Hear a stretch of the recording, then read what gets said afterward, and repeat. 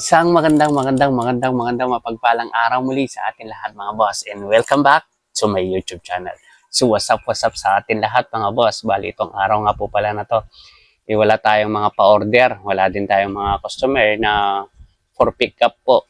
Pero bukas sa bukas po ay nandyan po ako sa parte ng Kalasyaw dahil meron tayong order dito na dalawang aquarium tapos yung mga isda na ilalagay nila dito mga boss.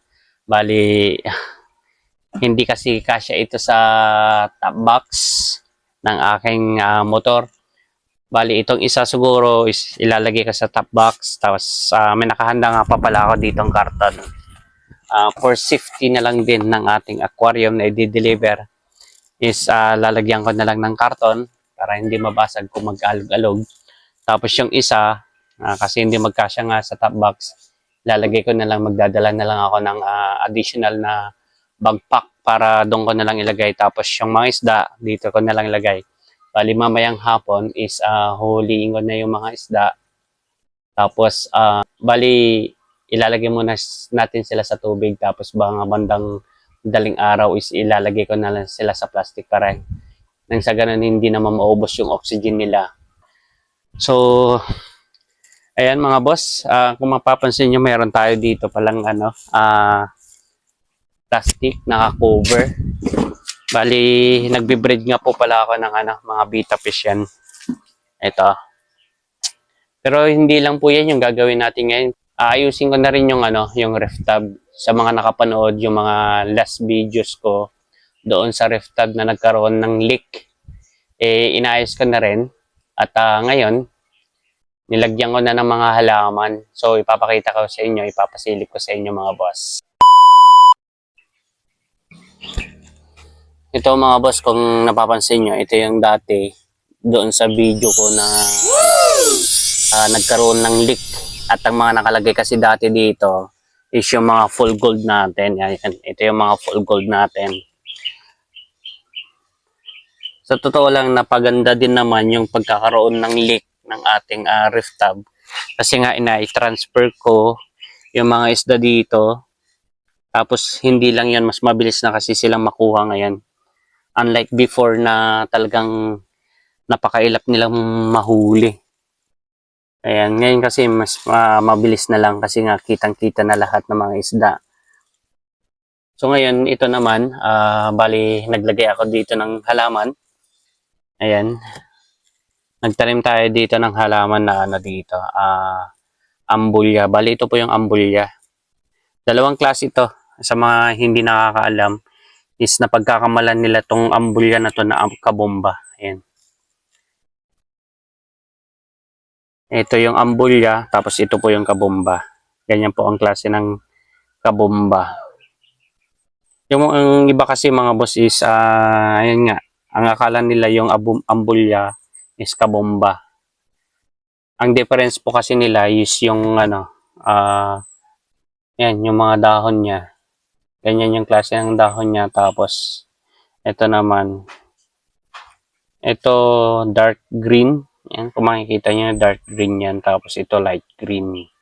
Tapos, yung hibla ng kanilang dahon, medyo pino. Yung medyo pino itong kabomba. Kasi nagpaparami na rin ako ng ganito kasi nga ilalagay natin sa sa maliit lang na lagayan para pangbenta rin natin. So ayan nga, kahit hindi naman na ilalagay ito sa mga paso na maliliit na mga plastic, is na ibibenta ko pa rin naman yung mga to. Ang gusto ko lang na mangyari kasi is mailagay sila sa plastic para mas maganda naman tignan. Ayan, tapos ito, naglagay na rin ako dito ng jungle balansneria kasi nagpaparami din ako nito. Pero yung iba kasi is ginagawa na lang nating giveaway. Kasi kahit papaano is tayo kasi mabilis tayo magpadami. Saka yung mga customer kasi natin is lagi naman kasi bumibili na rin kasi dito kaya binibigyan na lang din natin talaga ng giveaway yung mga yan. Tapos magbibigay na lang din ako ng update dito sa ating mga isda tulad nito. Itong pidert natin. Itong pidert natin mga boss is konti na lang din sila. Dati talaga is napakarami na rin to. Pero ang nangyayari kasi dito is massive breeding na rin kasi ang ginagawa ko dito. Yung massive breeding kasi is yung nagpapadami tayo, pinaparami na lang natin ang pinaparami. Yan. Kung makikita nyo, medyo hindi nga lang pansin kasi nga itong nagre-reflect yung tubig natin doon sa sikat ng araw or yung liwanag. Bali itong mga pidart natin is marami na ring fry yan. Kaya nababawasan to is siyempre nakakabenta din tayo. Kaya nababawasan na rin. Yun yung dagdag bawas. Nababawasan sila kasi naibibenta natin. Tapos nadadagdagan kasi nanganganak sila ng nanganganak. Tapos itong full gold natin. Dati kasi is ayaw ko magbenta nito. Kasi nga ilang piraso lang kasi yung feeder natin. Pero ngayon, ayan na nga. Nag-out na ako nito. Kasi nga, yun yung kinaganda ng massive breeding po talaga. Anak na lang na sila ng anak. Tapos benta na lang din tayo ng benta. Hindi tayo mauubusan dyan. Unlike kung boltuhan talaga yung kukunin nila, talagang mapapahinto tayo sa pagbibenta. Pero mas maganda kung mayroong magboltuhan, di mas maganda. Astig kung ganun. Tapos ito nga din pala mga boss, magbibigay din ako ng update. Ito mga chops natin. Kasi sa totoo lang to mga chops na to is natutuwa din ako sa kanila. Lalo pag naglalabas sila ng mga iba't ibang klase ng kulay sa kanilang mga katawan, tapos sa mga buntot nila, yung mga pattern ng mga kulay nila, nagagandahan ako.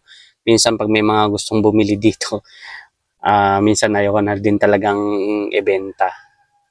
Ayan, kasi nga, natutuwa ako dito eh. Yun yung kinaganda ng mixed color or yung kinaganda ng mga chops. Yung mga naghalo-halo yung mga klase ng mga variety ng gapi. So, ayun, doon ako natutuwa.